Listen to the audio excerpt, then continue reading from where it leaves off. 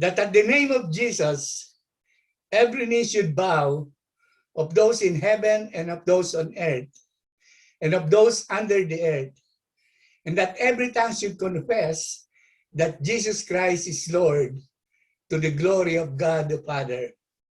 Philippians 2:10-11. Sa lumang version ng Septuagint, ang Greek version ng Lumang Tipan, isinalin ang Hebrewong pangalan ng Diyos na Yahweh o Adonai sa Kyrios. Sa ganoon, ang Kyrios o Lord sa Ingles at Panginoon sa Tagalog ay ang pinakamahalagang pamagat ng Diyos sa buong Bagong Tipan. Kapag ginamit ang Kyrios sa puntong ito, in this sense, ipinahihiwatig nito ang idea ng isang ganap na may soberanya. One who is absolutely sovereign. Being sovereign means being the ultimate source of all power, authority, and everything that exists. Only God can make those claims. Therefore, it's God's sovereignty that makes him, Jesus Christ, superior to all and makes him and him alone worthy of worship. No doctrine is more despised by the natural mind than the truth that God is absolutely sovereign. Human pride hates the suggestion that God orders everything, controls everything, rules over everything. The carnal mind, burning with enmity against God, abhors the biblical teaching that nothing comes to pass except according to his eternal decrees. Tayong mga tao ay hindi natin matanggap na mayroong may soberenya sa buhay natin. Ang gusto natin ay tayo ang nasusunod. Hawak natin sa sarili natin ang ating buhay at kinabukasan. Kaya nating gawin kung anumang ninanais natin. Kung anong gusto natin, okay lang. Curious, Lord, Panginoon. Ito ay isang kamanghamanghang pamagat na nagdadala ng soberenya ng Diyos at banal na kapangyarihan. At ito ay isang kapansin-pansin na katibayan ng kabanalan ni Jesus. Sa Philippians chapter 2, kung saan tinalakay ni Paul ang kahihiyan at kadakilaan ng Diyos Anak, tinawag si Jesus na Panginoon sa pinakamataas na kahulugan. Ang Panginoon ay ang pangalan na higit sa lahat ng mga pangalang ibinigay ng Diyos Ama sa ating tagapagligtas upang dakilain siya. Mula pa noong unang mga araw ng simbahang Kristiyano, pinagtapat na ng mga Kristiyano ang pagiging Panginoon ni Hesukristo. Sa katunayan, ang unang pagtatapat ng simbahan ay ang simpleng pagpapatibay na si Jesus ay Panginoon. Jesus is Lord. The reason for Rome's persecution of the church is not always understood by Christians. It was not simply the case that the Roman system was intolerant of religion. As a matter of fact, the Roman system was inherently religious and willing to sanction a diversity of cults or religion. Ang dahilan ng pag-uusig ng Roma sa simbahan ay hindi lagi naiintindihan natin. Hindi ito simpleng kaso ng sistemang Romano ay hindi mapagparaya sa relihiyon. Sa katotohanan, ang sistemang Romano ay likas na relihiyoso at handang tanggapin ang iba't ibang relihiyon o kulto. Kaya nga sa Roma ay napakaraming mga Diyos at Diyos-Diyosan. Ang dahilan ng pag-uusig ng Roma sa Iglesia ay dahil sa ipinahahayag ng mga Kristiyano na si Kristo ay may mataas na awtoridad kaysa sa Roma at emperador nito. Tinatawag nilang si Kristo na Panginoon at tagapagligtas. Subalit hawak ni Caesar ang titulong Panginoon. At ayaw niyang may karibal sa titulong ito. Kung tinatawag ng mga Kristiyano si Kristo na namatay sa kamay ng kapangyarihan ng Roma na kanilang Panginoon at tagapagligtas, ito ay isang paghamak sa katayuan at autoridad ni Caesar. Ito'y parang insulto kay Caesar. At ang isa pa, at maaaring magulat kayo, ang mga unang Kristiyano ay tinawag na atheist o mga hindi naniniwala sa Diyos, sapagkat tumanggi silang kilalanin ang maraming mga Diyos ng Romanong relihiyon bilang karapat-dapat igalang o sambahin. Dahil sa mga kadahilanan ito, ang mga Kristiyano ay kalaban ng Roma at ang Iglesia ay isang iligal na samahan. Pamilyar ba kayo ng kwento ni Policarpio? Policarpio, hindi Bernardo Carpio, hindi yung Hercules ng Pilipinas. Si Policarpio o Polycarp ay isa sa mga kung tawagin ay Apostolic Fathers. Isang pangkat ng mga pinuno ng simbahan at mga unang manunulat na Kristiyano na direktang sumunod sa mga apostol. Si Policarpio ay isang bishop o obispo sa Smyrna noong maagang simbahan. Mga taon 155. Siya ay isang alagad ni Apostol Juan, ni Apostle John, isang kapanahunan ni Ignatius, contemporary ni Ignatius, ang bishop o obispo naman ng Antioch. Nang si Ignacio, ang obispo ng Antioch, ay inutusan sa Roma na ipapatay dahil sa pagtanggi niya na talikuran ang Kristyanismo, dumaan siya sa Smyrna at bumisita kay Policarpio na obispo noon. Obispo doon noong panahon yon. Pagkatapos ay nagpunta si Ignacio sa Philippus, kung saan ang simbahan ay naging lubos na minahal siya. Matapos siyang umalis upang ipagpatuloy ang kanyang paglalakbay sa Roma,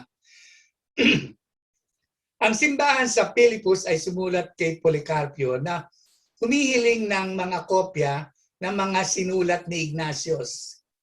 Pinadala naman ito ni Policarpio kasama ng isang liham niya.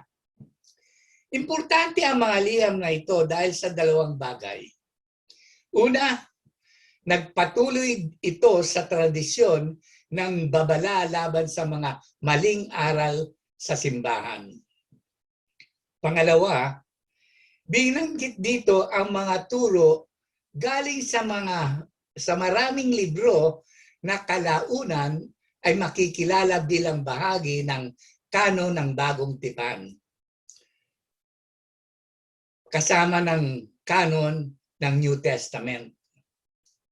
Kasama sa liham ni Policarpio ay mga turo mula sa liham ni Paul sa Galacia, Efeso, Pilipos, una at pangalawang Tesalonica, unang Timoteo, at mga turo sa una at pangalawang Pedro, unang Juan at Judas. Ito ay isang malakas na paghihiwatig na isinaalang-alang na ng unang iglesia ang mga ebanghelyo o yung mga gospel, gawa o acts, at mga sulat bilang inspiradong banal na kasulatan. Some of the details of Polycarp's death are up for debate, but it's agreed that he was arrested as an old man and sentenced to be burned at the stake for his devotion to Christ. Matanda na si Policarpio nang arestuhin at nahatulang sunugin dahil sa debosyon kay Kristo. Ang Romanong proconsul ay naawa kay Polycarp dahil matanda na nga ito at napahirapan na, na-torture na. Kaya gusto niyang palayain na siya. Sabi niya kay Policarpio, Policarpio, ikaw ay palalayain ko. Ang kailangan mo lang sabihin ay si Caesar ay Panginoon. Pero ang matapang na tugon ni Policarpio, walang 6 na taon akong naglilingkod kay Kristo. At hindi niya ako ginawan ng anumang mali. Paano ko malalapastangan ang hari na nagligtas sa akin? Kaya walang nagawa ang proconsul kundi sunugin siya. Sa gayon, hindi nakapagtataka na ang mga apostol at mga disipulo, ang pinakamaagang mga ecumenical council ay nagpahayag kay Jesus bilang ating Panginoon. Ngunit ano ang ating dahilan para tawagin siya na Panginoon? Ito ay sapagkat pag-aari na tayo ni Jesus. Binili na tayo. Sa ganoon, utang natin sa Kanya ang ating pinakamataas na katapatan. Sa 1 Corinthians 6:15-20, gumamit si Paul ng isang talinghaga o isang metaphor upang mabigyang diin ito. Sa mga palengke ng alipin noong unang siglo, ang isang biniling alipin ay nasa ilalim ng buong awtoridad ng bumili sa kanya. Ang bumili sa kanya ay kanya ng Panginoon. Siya ay alipin at kailangan sundin niya ang kanyang Panginoon. Kung hindi, siya ay pwedeng hatulan ng kamatayan. Katulad nitong mga aliping ito, binili tayo ni Jesus mula sa dating Panginoon natin. Ang kasalanan. At naging pag-aari tayo ni Kristo. Binili niya tayo sa pamamagitan ng kanyang dugo. Binigay niya ang kanyang buhay para sa ating kalayaan na dumarating lamang sa pagiging mga lingkod niya. Tinumbos niya tayo mula sa dating kawalang kabuluhan at pinalaya tayo upang mahalin siya. Upang magkaroon ng layunin sa buhay at manirahang kasama niyang magpakailanman. 1 Peter 1:17-19. Binili tayo ni Jesus, pag-aari niya tayo. Siya ang ating Panginoon sa lahat ng bagay. Siya ay ating Panginoon sa lahat ng aspeto. Lahat ng mga larangan ng ating buhay. Kabilang na ang ating mga oras. Mahalaga ang oras dahil sa ikli ng ating buhay. Ang ating paninirahan sa lupa ay makabuluhang mas maikli kaysa sa gusto nating isipin. Tulad ng itinuro ni David, ginawa mo ang aking mga araw na isang sukat lamang ng kamay. Ang haba ng aking mga panahon ay parang wala sa harap mo. Ang buhay ng bawat tao ay isang hininga lamang. Indeed, you have made my days as handbreadths, and my age is nothing before you. Certainly, every man at his best state is but vapor. Si Apostol Santiago o James ay nagsabing, gayunman ay hindi nyo nalalaman kung ano ang magaganap bukas. Ano ba ang inyong buhay? Kayo nga'y isang singaw na sa sandaling panahon ay lumilitaw at pagkatapos ay naglalako. Whereas you don't know what will happen tomorrow, appears for a little time, and then vanishes away. James 4:14. Sa katunayan, ang ating oras sa mundo ay panandalian. Sa katunayan, ito ay napakaliit kumpara sa kawalang hanggan. Compared to eternity, our lives here on earth is so short. Upang mabuhay tulad ng nais na Diyos na mabuhay tayo, mahalaga na gawin natin ang pinakamahusay na posibleng paggamit ng ating inalaang oras. Ang dasal ni Moses, kaya turuan mo kami na bilangin namin ang aming mga araw upang kami ay magkaroon ng pusong may karunungan. So teach us to number our days that we may gain a heart of wisdom. Psalm 90:12. Ang isang mabuting paraan upang makakuha ng karunungan ay upang malamang mabuhay sa bawat araw na may isang walang hanggang pananaw. Inilagay ng ating may lalang ang kawalang hanggan sa ating mga puso. Ginawa niya ang bawat bagay na maganda sa kapanahunan niyon. Inilagay niya rin ang walang hanggan sa isipan ng tao. Gayunmay hindi niya malalaman ang ginawa ng Diyos mula sa pasimula hanggang sa wakas. He has made everything beautiful in its time. And He put eternity in their hearts, except that no one can find out the work that God does from beginning to end. Ecclesiastes 3:11.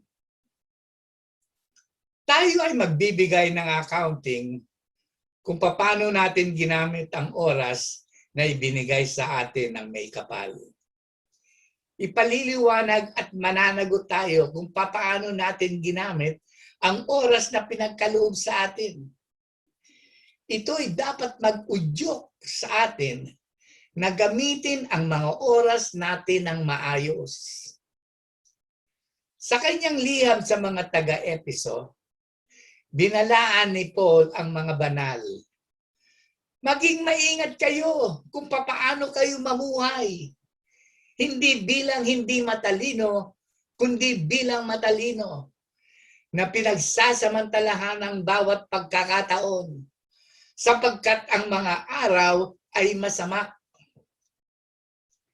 See then that you walk circumspectly, not as fools but as wise, redeeming the time because the days are evil. Ephesians 5:15-16. Ang matalinong pamumuhay ay nagsasangkot ng paggamit ng ating oras ng maingat. Sa Luke 10:2, sinabi sa atin ang anay malaki at manggagawa, ang mga manggagawa ay kakaunti at ang oras na yon ay mabilis na lumiliit. Ito ay dapat makatulong sa atin sa mas mahusay na magamit ang ating oras upang sumaksi sa pamamagitan ng ating mga salita at halimbawa. Gumugol tayo ng oras sa pagmamahal sa iba, sa gawa at sa katotohanan. Walang pag-aalinlangan na ang mga responsibilidad at pressure ng mundo ay nag-aagawan sa ating pansinin o atensyon. Napakaraming bagay ang nanghihila sa atin sa iba't ibang direksyon. At kadalasan, ang mga walang halagang bagay ang nagagawa natin at ang mga bagay na may walang hanggang halaga ang madalas na itinatabi at hindi nagagawa. Upang maiwasan ang pagkawala ng pagtuon, kailangan nating unahin at magtagda ng mga layunin. To avoid losing focus, we need to prioritize and set goals. Make a list. Schedule your time. Do the most important things first, then the more important, and then the least important. Tungkol sa ating pag-uugali sa trabaho, alalahanin natin na ang Diyos ay gumawa ng lahat ng kanyang gawain sa 6 na araw at nagpahinga sa ika-7 araw. Binigyan niya tayo ng halimbawa o example ng proportion ng trabaho sa pahinga. 6 na araw na trabaho at 1 araw na pahinga. 6-1. Hindi 1 araw na trabaho at 6 na araw na pahinga. O 3 araw na trabaho at 4 na araw na pahinga. Yung iba sa atin, 7 araw na pahinga at walang araw ang trabaho. Kain, tulog lang ang ginagawa. Yung mga taong ganun, dapat hindi pinapakain. Para matuto na magtrabaho. Huwag pakanin. Habang bata pa. Para pag lumaki, ay nagtatrabaho. Gaya ng pagka mga bata pa, mga anak natin, pagka hindi sumunod, pagka matigas ang ulo, pinapalo yun. Sinisinturon. Para paglaki ay sumusunod. Pagka hindi nyo sinunturon ang bata, pinalo ang bata pa, pagka maliit pa. Paglaki niyan, ikaw ang papaluin niyan. Kaya yung mga tamad, pagka hindi nyo ginutom ng bata pa, ay kayong gugutumin pagka matanda na.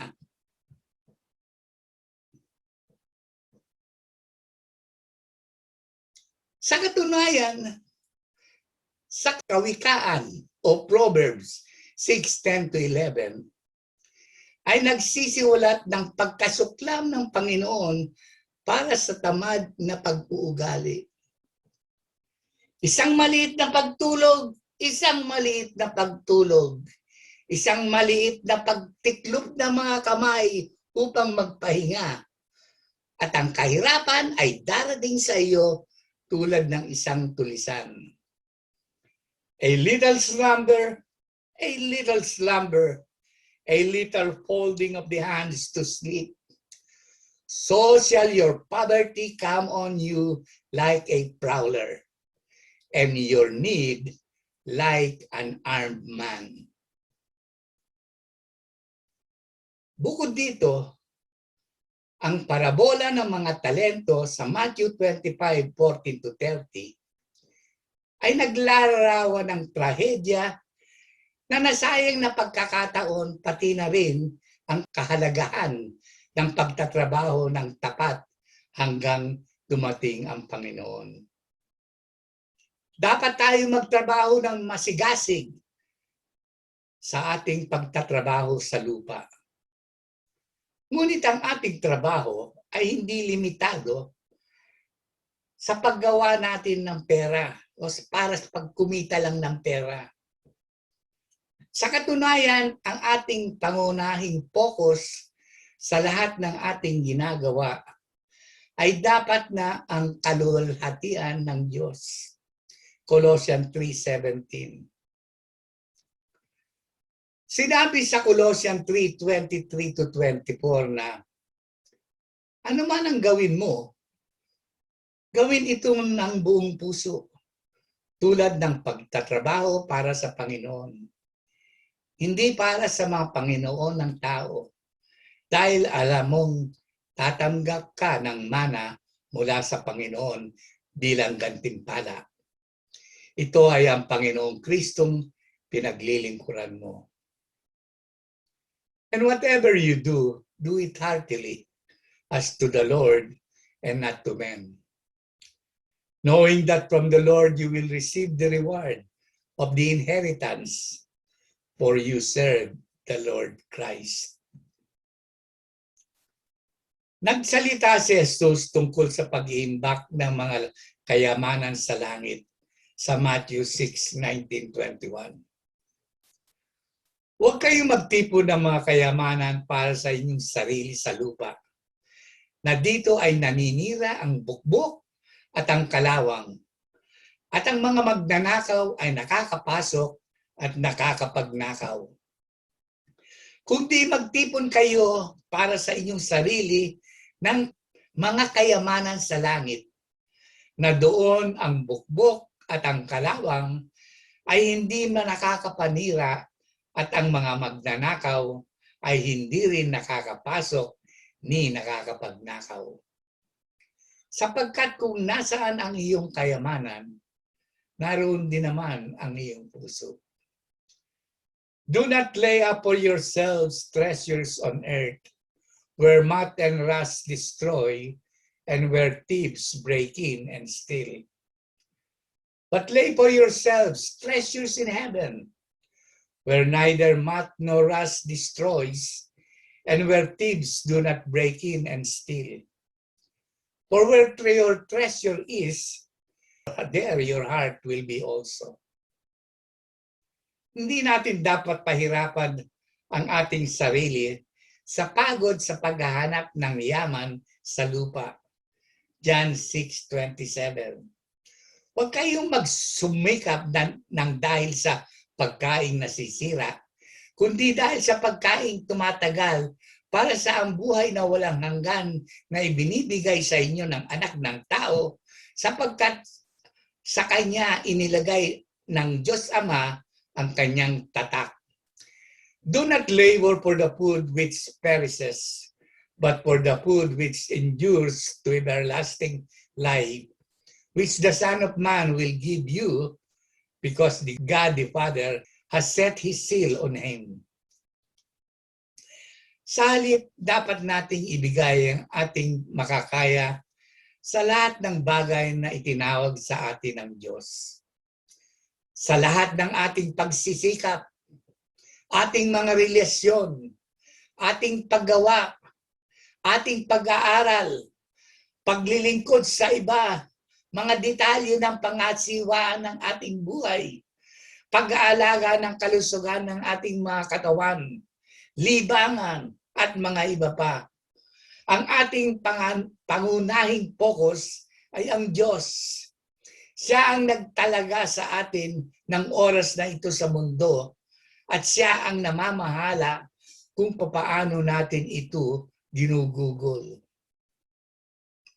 Tungkol sa oras, payo ng Biblia na kailangan nating ituon ang ating panahon sa walang hanggan at hindi sa panandaliang kasiyahan ng lumipas na mundong ito. Alinsunod dito, dapat tayong sumulong sa sipag sa pangwakas na layunin ng Diyos. Ang oras na ginugugol sa Diyos para makilala siya, sa pamamagitan ng pagbabasa ng kanyang salita at pananalangin, pagdadasal, ay hindi nasasayang. Paano natin siya makikilala kung hindi natin binabasa ang kanyang mga salita? Paano natin nasusunod ang kanyang mga utos kung hindi natin alam ang mga ito? Matatawag mo natin siyang Panginoon kung hindi natin alam kung ano ang mga utos niya para masunod natin? Ilang oras ang ginugugol ninyo sa pagbuo ng katawan ni Kristo at pagmamahal sa iba sa pag-ibig ng Diyos? How much time do you spend building up the body of Christ and loving others with God's love? Tumutulong ba kayo sa mga gawain sa inyong lokal na simbahan? May mga oras ba kayong pinupuhunan sa pagbabahagi ng Ebanghelyo upang ang iba ay makilala ang kaligtasan kay Jesus na nagbubunga ng walang hanggang bunga? Matthew 28:18-20. Do you invest in time sharing the gospel so that others will come to know the salvation that's in Jesus Christ?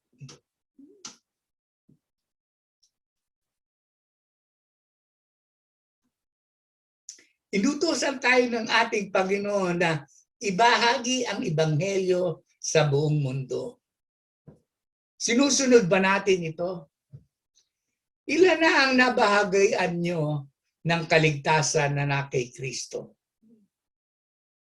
10? 5? 1? Wala. Gaano kayo katagal ng Kristiyano? 10 taon? 20 taon? 30 taon? Okay ba sa inyo na kayo lang ang mapunta sa langit at lahat ng nasa paligid ninyo, mga kamag-anak, mga kaibigan, ay mapunta sa impyerno? Masaya na ba kayo doon? Si Jesus ba ay iyong Panginoon? Is Jesus your Lord? Mga kapatid, isa ang ating Panginoon sa lahat ng bagay. At siya lang ang Panginoon sa lahat ng oras. Sa lahat ng bagay at sa lahat ng oras, si Jesus lang ang ating Panginoon. Gaano katagal ang buhay natin dito sa mundo? 70? 80? Kumpara natin yan sa eternity. Ilang taon ang eternity? Eternity means no ending or infinite. Walang comparison. Kaya nga sinabi sa Matthew 16:26, for what profit is it to a man if he gains the whole world and loses his own soul? Or what will a man give in exchange for his soul? Sapagkat ano ang mapapakinabangan ng tao kung makamtan niya ang buong sanlibutan, ngunit mawawala naman ang kanyang buhay, mawawala ang kanyang kaluluwa? O ano ang ibibigay ng tao na katumbas ng kanyang buhay o katumbas ng kanyang kaluluwa? Dahil sa ating mga kasalanan, sa pagiging rebelde, at pagsuway sa mga utos ng Diyos, ang kaparusahan natin ay mapunta sa impyerno sa habang panahon na kasama ni Satanas at ng mga demonyo. Ngunit sinabi sa banal na kasulatan, sa John 3:16, sapagkat gano'n na lamang ang pag-ibig ng Diyos sa sanlibutan na ibinigay niya ang kanyang tanging anak upang ang sinumang sa kanya'y sumampalataya ay huwag mapahamak, kundi magkaroon ng buhay na walang hanggan. For God so loved the world that He gave His only begotten Son, that whoever believes in Him should not perish, but have everlasting life. Mga kapatid, kung si Jesucristo ay hindi pa niyo Panginoon at tagapagligtas, magdasal kayo sa Diyos na bigyan kayo ng awa at biyaya para magkaroon kayo ng tamang pananampalataya sa Panginoong Hesus.